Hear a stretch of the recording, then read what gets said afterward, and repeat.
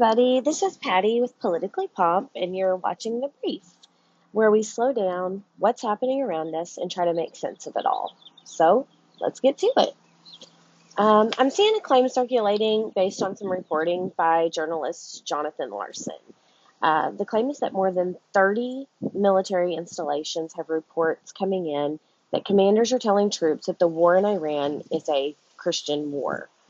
According to Larson's reporting, the Military Religious Freedom Foundation says that they have received over 100 complaints from various service members. One of the NCOs allegedly stated that the commander described the war as bringing about Armageddon and the return of Jesus. So let's unpack this.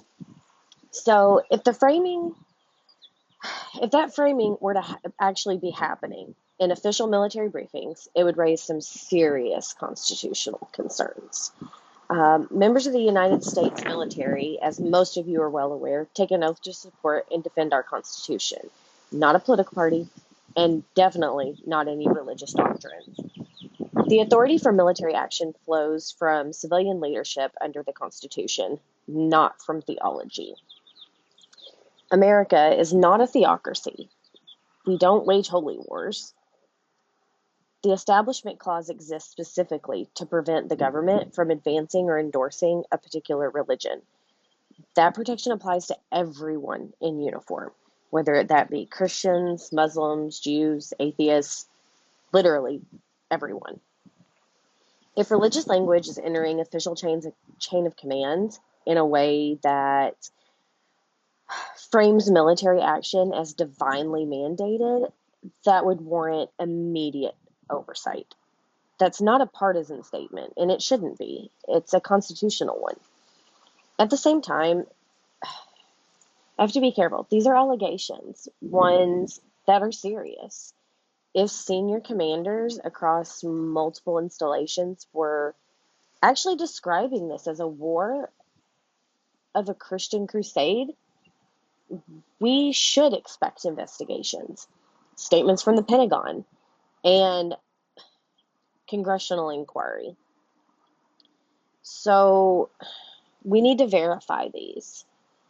Obviously, extraordinary claims require extraordinary evidence. And constitutional accountability requires facts. So let's be clear. America does not fight holy wars, and any suggestion that it does should be examined carefully and seriously. But so this one is hard because we expect congressional oversight, which as of late has been pretty slow or non-existent. I'm hoping that we get more clarity out of this because the Constitution isn't optional. Civilian control of the military is not optional. Religious freedom for every service member is not optional. So as we get more, I'll update, but this is serious. If we have actual commanders in our military saying that we as Americans are waging holy war, we need some answers. Again, I'm Patty with Politically Pomp, and you're watching The Brief, where we try not to react, we analyze. Please like, subscribe, and follow along for more.